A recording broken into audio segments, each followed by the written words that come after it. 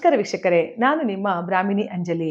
2025ನೇ ಇಸವಿಯ ಹೊಸ ವರ್ಷದ ಶುಭಾಶಯಗಳು.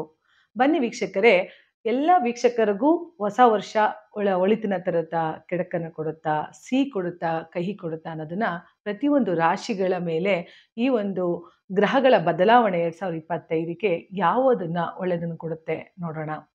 ಮೊದಲನೇದಾಗಿ ಮೇಷರಾಶಿ. ಮೇಷರಾಶಿಯವರಿಗೆ ಕಳೆದ ವರ್ಷಗಳು ಕೂಡ ಅಂಥ ಫಲಿತಾಂಶವನ್ನು ನೋಡೋದಕ್ಕೆ ಆಗಲಿಲ್ಲ. ಯಾಕೆಂದರೆ ರಾಹು ಕೂಡ ಅಲ್ಲೇ ಇದ್ದಿದ್ದು, ಜೊತೆಗೆ ಶನಿ 11ನೇ ಮನೇಲಿ ಇದ್ರೂ ಕೂಡ ರಾಹು 12ನೇ ಮನೆ ವ್ಯಯಾಧಿಪತಿಯಾಗಿ ಕುಳಿತಿದ್ರಿಂದ ಸ್ವಲ್ಪ ಖರ್ಚು ವೆಚ್ಚಗಳೇ ಜಾಸ್ತಿ ಇತ್ತು ಮೇಷರಾಶಿಯವರಿಗೆ. ಆದರೆ ಈ ವರ್ಷ ಮೇಷರಾಶಿಯವರಿಗೆ ಗುರುವಿನ ಬದಲಾವಣೆಯಿಂದ ಶುಭಗಳನ್ನು ನೋಡಬಹುದಾಗಿದೆ. ಏಕೆಂದರೆ ಮೇನ್ ಆಗಿ ನಮಗೆಲ್ಲ ಬೇಕಾಗಿರೋದು ಗುರುಗಳ ಆಶೀರ್ವಾದ.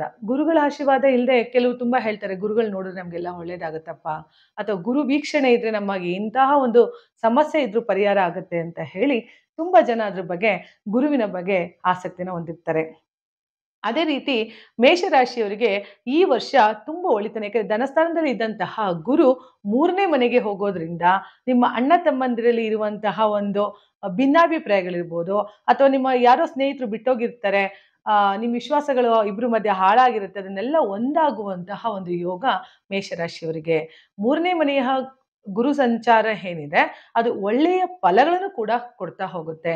ಯಾಕೆಂದ್ರೆ ಗುರು ಯಾವ ಮನೆಯಲ್ಲಿ ಸಂಚಾರ ಮಾಡ್ತಾನೆ ಅನ್ನೋದಕ್ಕಿಂತ ಗುರು ಯಾವ ಮನೆಗಳನ್ನ ನೋಡಿ ದೃಷ್ಟಿಯನ್ನು ಕೊಡ್ತಾನೆ, ಆ ದೃಷ್ಟಿಯ ವೀಕ್ಷಣೆಯಿಂದ ಪ್ರತಿಯೊಂದರಲ್ಲೂ ಕೂಡ ಒಳಿತನ್ನ ನೋಡುವಂತಹ ಒಂದು ಉಪಯೋಗ ಈ ಗುರುವಿನ ಒಂದು ಉಪಯೋಗದಿಂದ ನಾವು ನೋಡ್ಬೋದು.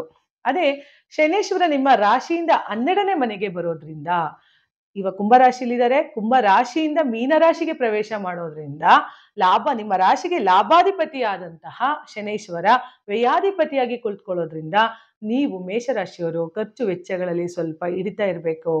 ಅನಾವಶ್ಯಕ ಕೆಲವು ಖರ್ಚುಗಳಿಗೆ ಕಡಿವಾಣ ಹಾಕ್ಬೇಕಾಗತ್ತೆ. ಅಂದರೆ ತುಂಬ ಅನ್ನೆಸೆಸರಿ ಖರ್ಚುಗಳು ಯಾವುದೋ ಮಾಡ್ತಿರ್ತೀರಿ, ಅದಕ್ಕೆಲ್ಲ ಸ್ವಲ್ಪ ಫುಲ್ ಸ್ಟಾಪ್ ಕೊಡಿ. ಜೊತೆಗೆ 12ನೇ ಮನೆ ವ್ಯಯಾಧಿಪತಿಯಾಗಿ ಶನಿ ಬರೋದ್ರಿಂದ, ಅಂದರೆ ನಿಮ್ಮ ರಾಶಿಗೆ ಲಾಭಾಧಿಪತಿ ಆಗಿ 12ನೇ ಮನೆಯಲ್ಲಿ ಕುಳಿತುಕೊಳ್ಳೋದ್ರಿಂದ ನಿಮ್ಗೆ ಏನಾಗುತ್ತೆ, ತುಂಬ ಸಮಸ್ಯೆಗಳನ್ನು ಕೊಡ್ತಾ ಹೋಗ್ತಾನೆ.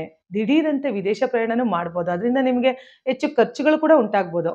ಇದಕ್ಕೇನಾಗುತ್ತೆ, ನೀವು ಒಂದು ಸಾಲ ಮಾಡಬೇಕಾಗತ್ತೆ, ಮತ್ತು ಅದಕ್ಕೆ ಇಂಟ್ರೆಸ್ಟ್ ಕಟ್ಟುವಂಥದ್ದು, ಈ ಥರ ಏನಾರ ಒಂದು ರೀತಿ ಆಗಿ ನಿಮಗೆ ಒಂದು ಅಮೌಂಟ್, ಒಂದು ದೊಡ್ಡ ಮೊತ್ತದ ಅಮೌಂಟು ನಿಮ್ಮ ರಾಶಿಯ ಮೇಲೆ ತುಂಬ ಪ್ರಭಾವ ಆಗುತ್ತೆ.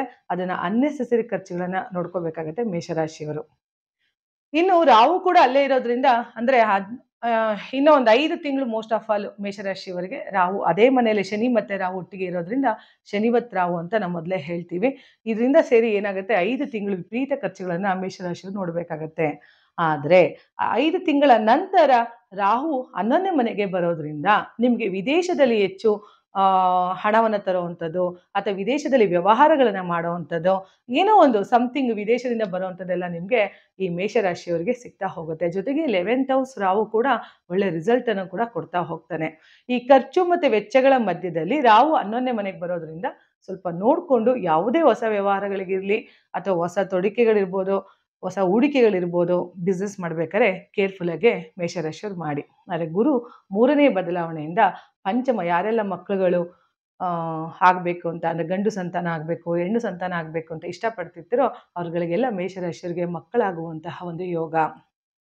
ಜೊತೆಗೆ ಶನಿ 8ನೇ ಮನೆಯನ್ನು ನೋಡೋದ್ರಿಂದ, ಅಂದರೆ ನಿಮ್ಮ ರಾಶಿಯಿಂದ 8ನೇ ಮನೆ ನೋಡೋದ್ರಿಂದ ಆರೋಗ್ಯದಲ್ಲಿ ಸ್ವಲ್ಪ ಸುಧಾರಿಸ್ಕೊಳ್ಳಿ.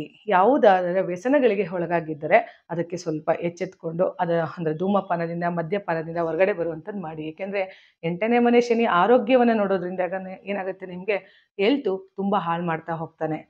ಗುರು 3ನೇ ಮನೆಯನ್ನಾಗಿ, ಶನಿ 12ನೇವನಾಗಿ ಕುಳಿತುಕೊಳ್ಳೋದ್ರಿಂದ ನಿಮ್ಮ ರಾಶಿಯ ಎಲ್ಲ ಶುಭ ಫಲಗಳನ್ನು ಮೇಷರಾಶಿಯವರು ನೋಡ್ಬೋದು. ಆದರೆ ಖರ್ಚಿನಲ್ಲಿ ಸ್ವಲ್ಪ ಹಿಡಿತಾ ಇರಬೇಕು ಅಂತ ಹೇಳ್ತಾ ಇದ್ದೀನಿ. ಹಾಗಾಗಿ ಪ್ರತಿ ಮಂಗಳವಾರ ಸುಬ್ರಹ್ಮಣ್ಯನ ಆರಾಧನೆ ಮಾಡೋದ್ರಿಂದ, ಶನೇಶ್ವರನ ಆರಾಧನೆ ಮಾಡಿ, ಆಂಜನೇಯನ ಆರಾಧನೆ ಮಾಡೋದ್ರಿಂದ ಈ ಒಂದು ಸಮಸ್ಯೆಯಿಂದ ನೀವು ಹೊರಗಡೆ ಬರ್ಬೋದು.